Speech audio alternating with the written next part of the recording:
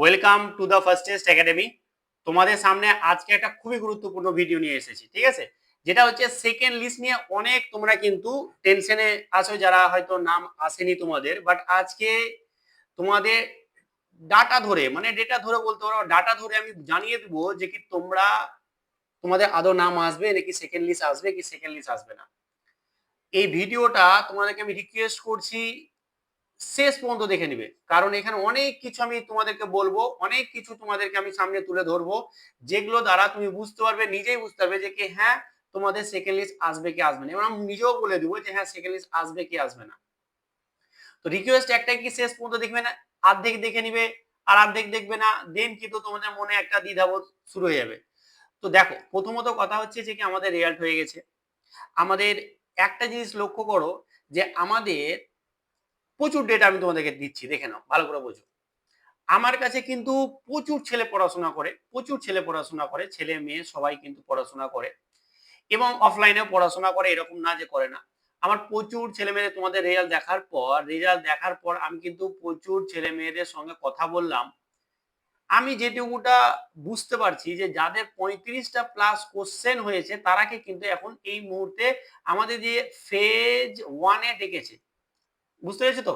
আরেকটা জিনিস আমি বুঝতে পারছি না যে এই যে এখানে লিখেছে আর্মিতে যেটা ফেজ 1, যদি একটাই লিস্ট হতো, ধরো কথার কথা, এটা লজিক ভাবো, যদি একটাই লিস্ট হতো তাহলে বলে দিত যে কি হ্যাঁ রেজাল্ট ফেজ বা এরকম কিছু একটা ফেজ 1, তার মানে কি ফেজ 2 আসবে। এখান থেকে একটা লজিক পাওয়া যাচ্ছে, আমি নিজে যেটা উপলব্ধি করতে হয়, যেটা আমি বুঝতে পারছি। এইবার দেখো, আমি এবার দেখো যে এই যে রেজাল্ট হওয়ার পরে অনেকের রেজাল্ট হয়নি। আমাদের যে পেড ব্যাচে ছিল সেই পেড ব্যাচে কিন্তু আমাদের প্রায় 100 প্লাস স্টুডেন্ট কিন্তু আমাদের পাস করেছে। আমাদের বেশি স্টুডেন্ট ছিল না, ওই 200 প্লাস সামথিং মতো ছিল। তবে 100 প্লাস মতো কিন্তু আমরা যতটুকু এখনো খবর পাচ্ছি 100 প্লাস মতো কিন্তু পাস করে গেছে। আর ধরনের যে ওই 100-র কাছাকাছি ছাত্ররা কিন্তু এখনো পাস করতে পারেনি। তার মানে এই না যে এরা পাস করবে না। এই জায়গাটা দেখো একবার, এই জায়গাটায় যারা পাস করেছে তাদের 35টা প্লাস কিন্তু নাম্বার আছে। তো যারা 35টা প্লাস নাম্বার পেয়ে যারা পাস করলো, আর যারা বাকিরা আছে তারা কি পাস করবে না? এখান থেকে কি লজিক? একটা জিনিস ভালো করে বোঝো, আমি বারবার বলছি আমি কিন্তু অফলাইনে পড়াই, আমার কাছে ব্যাচ আছে। যারা একটু খুব ভালো স্টুডেন্ট হয় না তারা কিন্তু মাঠে যেয়ে পারে না। আমি সিরিয়াসলি বলছি, তোমরা আমার কথার সঙ্গে কিন্তু সহমত হবে। তারা কিন্তু সিরিয়াসলি বলছে মাঠে কিন্তু ওরা পারে না। তাহলে মাঠে যদি পারে না, ধরো কেউ পেয়েছে 49 বা কেউ বলেছে যে কি 45, আমি বলছি না যে সবাই পারবে না, আমি বলছি অনেক সবাই পারবে, কিন্তু কিছু মাঠে তো ফেল হয়, নাহলে ডাকে কেন বেশি করে, তাই না? নিবে হয়তো 100টা, ডাকছে 1000টা, কেন ডাকছে? কারণ মাঠে পারবে না অনেকে। তো ওইখান থেকে আমিও দেখতে পেয়েছি, ইভেন আমি নিজের দেখা, যারা ভালো ভালো খুব স্টুডেন্ট হয় তারা কিন্তু মাঠে যেয়ে পারে না। তো তাই ফেজ 1 এ তাদেরকে ডেকে নিয়েছে, ঠিক আছে? এমন ছেলেরাও আছে যারা হ্যাঁ খুব ভালো, কিন্তু পড়াশোনাটা ভালো, কিন্তু মাঠেও ভালো। তো তাদেরকে আগে বেছে নিয়ে নি।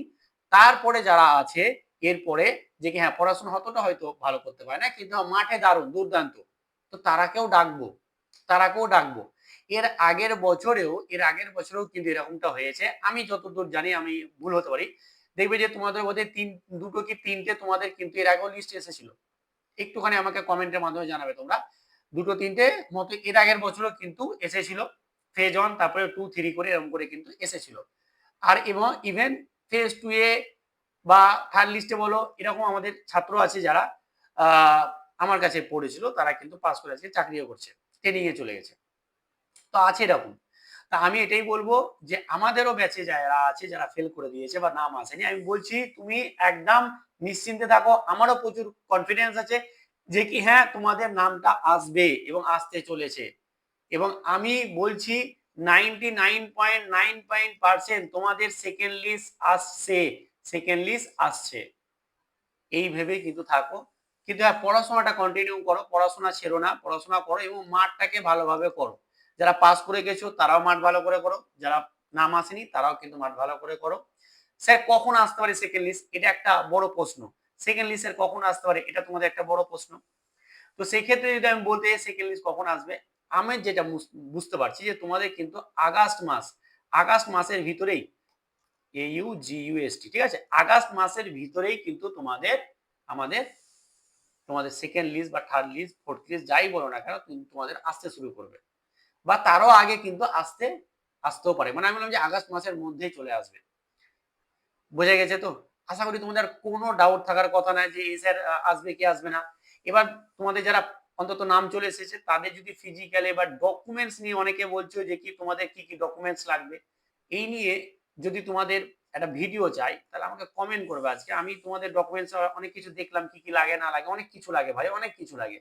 ঠিক আছে? সমস্ত কিছু আমি কালেক্ট করছি, ভিডিওটা বানিয়ে দেবো। তবে একটু কমেন্ট করো, প্রচুর খাটতে হচ্ছে এই যে ভিডিওগুলো বানাই, এই যে এত কম করে আমি 100 ছেলের সঙ্গে কথা বলেছি যারা পাস করেছে, যারা ফেল করেছে।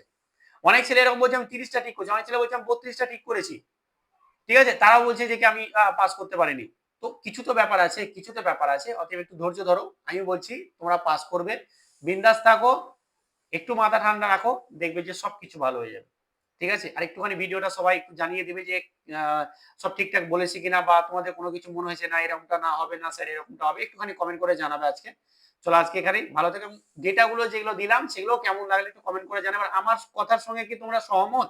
সেটাও কিন্তু তোমরা একটু কমেন্ট করে জানাবে। চলো আজকে এখানেই। ভালো থেকো, ভালোভাবে পড়াশোনা করো। Thank you so much.